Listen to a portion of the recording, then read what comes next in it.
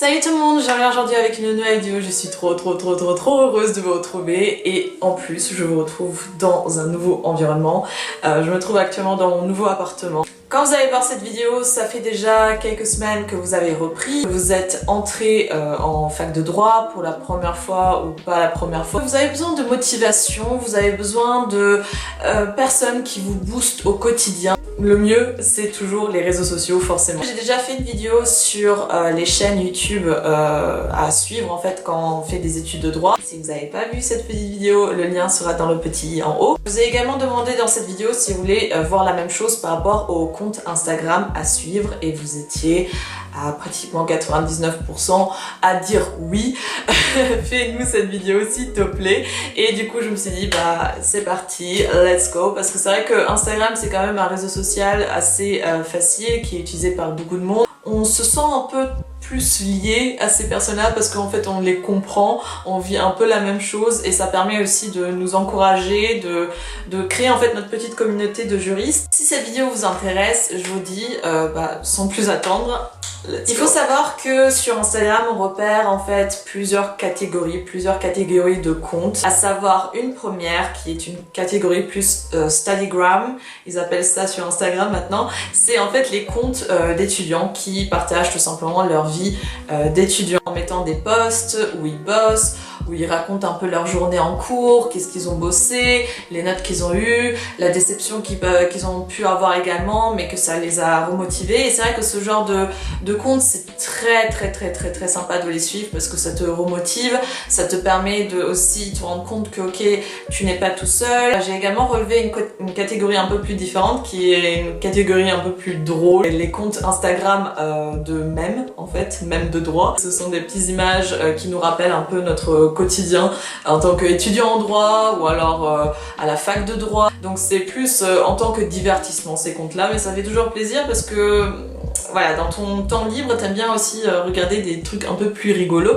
Et la troisième catégorie que j'ai relevée, ce sont les comptes d'actualité juridique en fait, qui sont à mon sens juste les comptes à suivre. Si vous devez vraiment choisir une catégorie, ce sont vraiment ces comptes là à suivre parce que tout simplement l'actualité juridique c'est la base de base, le b.a.-ba lorsqu'on est en droit. Donc on va commencer par la catégorie que je préfère qui est la catégorie Studygram parce que tout simplement j'aime bien voir des gens motivés et essayer de suivre en fait la vie de ces gens motivés. Donc je vais commencer par une première personne qui s'appelle Emily. Donc son compte c'est Law School-Diary. À mon sens c'est en fait la Studygram la plus, comment dire, la plus grande en fait de Instagram. C'est Emily, elle fait des études de droit, elle est actuellement en master 2 droit civil et judiciaire, elle a fait un master 1 carrière judiciaire. Son objectif c'est de faire l'ENM 2021, donc l'ENM en fait c'est le concours d'entrée pour devenir magistrat. Son compte juste, bon de toute façon vous allez voir à côté, mais son compte est vraiment juste super agréable, les photos sont vraiment super jolies, j'aime beaucoup son compte. Elle est hyper active à mon sens, elle raconte toujours ses petites anecdotes, son quotidien et c'est juste super agréable de voir un peu son parcours. Elle met plein de choses en story également, donc c'est vraiment juste sympa et je peux juste vous la mettre à cœur. La deuxième personne que je trouve est également très active sur Instagram, c'est Legally Motivated, c'est son compte. Elle est basée sur Paris, elle est en master de droit privé à Paris 2. Elle met toujours des petits posts où elle travaille, où elle montre un peu ce qu'elle fait, les fiches qu'elle fait. Sur son compte, on peut également voir parfois des posts en anglais pour que, tout simplement, parce qu'elle a apparemment des followers anglophones également qui la suivent, donc c'est très sympa et c'est très sympa pour vous également pour essayer d'entraîner votre anglais parce que ça reste quand même assez important. J'aime beaucoup son compte également, à chaque fois j'aime lire en fait tout simplement ses aventures, ses histoires, ses anecdotes et je peux juste vous la mettre à cœur également. D'ailleurs j'ai oublié de le mentionner mais bien sûr tous les liens des comptes seront listés dans la barre d'infos, comme ça vous pouvez vraiment pas passer à côté. Une nouvelle Studygrammeuse je trouve ça trop bizarre, c'est que j'ai découvert il n'y a pas si longtemps que ça, c'est étudiante.en.droit.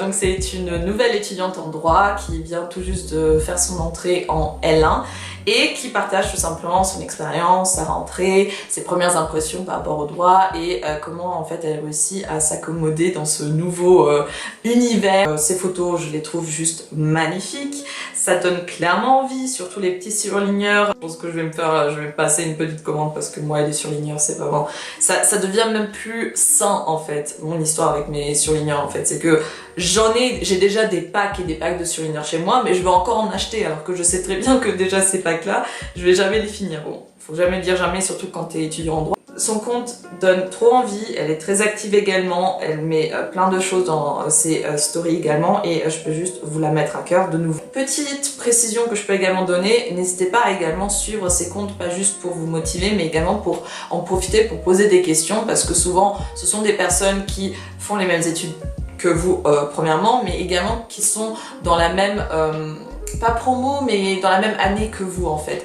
Et du coup, si vous avez une difficulté, tout simplement des questions, n'hésitez pas à leur poser, peut-être ils peuvent avoir la réponse ou tout simplement vous aider, vous orienter, vous conseiller. Créer un échange, et en fait c'est ça tout le but de ces comptes Instagram, c'est pas juste de les suivre et suivre leur vie, c'est également de créer un contact et de entrer en contact avec ces personnes-là pour vraiment pour créer du partage tout simplement. French.law.studygram qui est une jeune fille de 20 ans qui est entrée en master en droit des affaires comme moi et qui a comme objectif en fait de devenir avocate d'affaires. Donc elle, j'adore la suivre parce que déjà premièrement on fait les mêmes études, donc ça clairement ça aide vachement, ça donne vachement envie de suivre ces personnes-là parce que tout simplement tu t'y retrouves vachement, tu vois un peu les cours, est-ce que vous avez les mêmes cours, est-ce qu'elle a d'autres cours que toi, est-ce que moi j'ai d'autres cours qu'elle, et tout simplement aussi créer une certaine entraide. Ces photos sont clairement donnent trop envie également. Elle a quand même un petit feed blanc et noir, ce qui est fort sympathique. Au début c'était aussi, il y avait un peu de rose. Elle aborde également des points de méthodologie, donc ça peut être très intéressant pour les nouveaux arrivants en fac. Et puis elle est juste adorable. D'ailleurs toutes ces personnes pratiquement je les ai déjà, j'ai déjà pu communiquer avec elles sur Instagram. Je viens de remarquer qu'il n'y a pas beaucoup de studygrammeurs donc d'hommes qui font ce genre de compte là. Peut-être vous en connaissez, si vous en connaissez n'hésitez pas de me le dire dans les commentaires parce que j'aimerais trop savoir s'il y en a et comme ça je pourrais aller les suivre également. Comment est-ce que je suis arrivée en fait à avoir l'idée en fait de trouver des studygrammeurs par rapport au droit sur Instagram? C'est vrai qu'aujourd'hui c'est quelque chose qui se répand de plus en plus, même sur YouTube il y a de plus en plus d'étudiants qui décident de montrer leur parcours, leur expérience, leur vie quotidienne en tant qu'étudiant. Moi avant, back in the days, quand j'étais en licence, petite étudiante en licence, c'est vrai que tout ça en fait il n'y en avait pas. Déjà sur YouTube il y avait 2-3 chaînes qui traînaient par-ci par-là, sur Instagram on n'en parle même pas. Donc c'est vrai que c'est pendant ma deuxième année en droit où je suis tombée par le pur hasard sur un compte étudiante en droit allemande qui est law.land.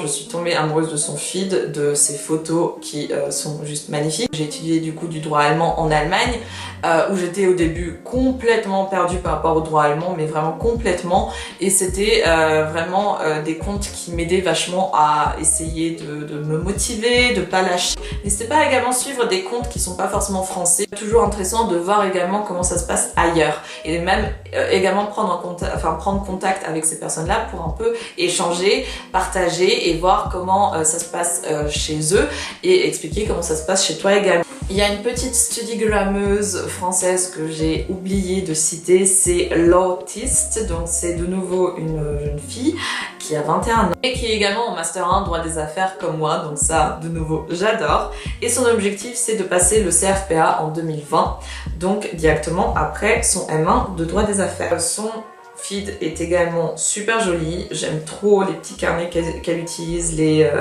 les stabilos, elle a acheté le gros pack de stabilos avec tous les surligneurs, que ce soit pastel ou les couleurs normales.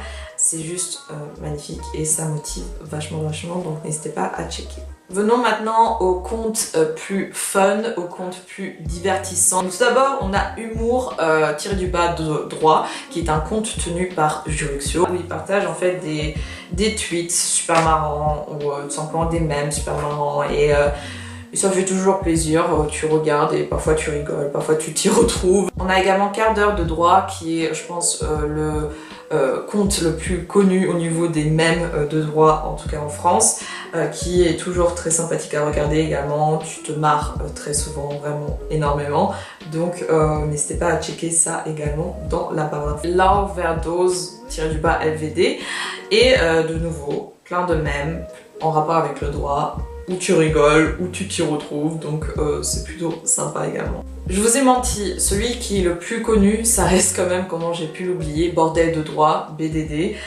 Sur Facebook, on peut également retrouver la page, le groupe, où en fait, de nouveau, plein de mèmes, mais juste à mourir de rire, mais vraiment mourir de rire. Je partage à chaque fois tout ce qui se passe également dans les autres universités. Venons maintenant au compte dans la catégorie actualité juridique. Il y a tout d'abord la Lawbox qui se consacre également énormément à l'actualité juridique et qui donne en fait tout simplement envie de faire des recherches après. Super joli post qui donne tout simplement envie de lire, qui explique de manière tout simplement très courte sur les faits et la solution, qui donne également les références par rapport à la jurisprudence, qui peuvent mettre ensuite dans la description en rajouter un peu plus de détails, mais qui te permettent également ensuite de faire des recherches, et ça c'est juste super cool. Parfois ils mettent des trucs un peu plus drôles également, mais c'est surtout basé sur l'actualité juridique. Si vous connaissez pas, la Lawbox, c'est en fait une box créée par 3 étudiants en droit qui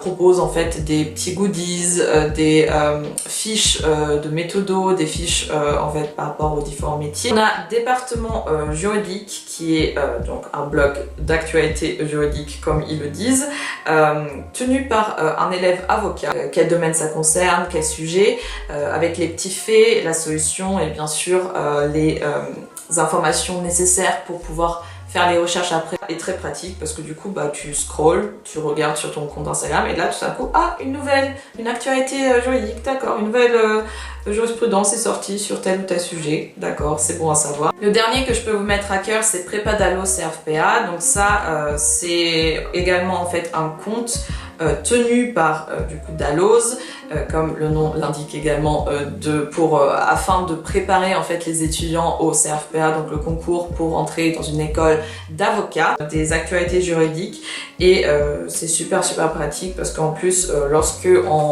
on veut passer le CRFPA, genre l'actualité juridique, c'est même pas, tu peux pas l'échapper, tu peux pas t'y échapper, genre faut vraiment que tu sois au courant de chaque nouvelle actualité et il faut vraiment bien la maîtriser après, donc c'est super sympa également de suivre ce compte là. Donc voilà mes petits comptes préférés que j'aime regarder sur Instagram. J'espère que j'ai pu vous en faire découvrir quelques-uns. Bien sûr il y en a plein d'autres que je n'ai pas cités. N'hésitez pas de me dire si vous voulez une version 2 de mes comptes Instagram à suivre. Je sais que pendant l'année je vais en découvrir plein d'autres, il y en a plein d'autres qui vont s'ouvrir également, donc n'hésitez pas si c'est quelque chose qui vous est également passé par la tête de vous ouvrir un petit compte Instagram consacré à vos études.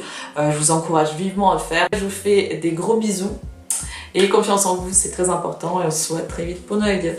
Ciao!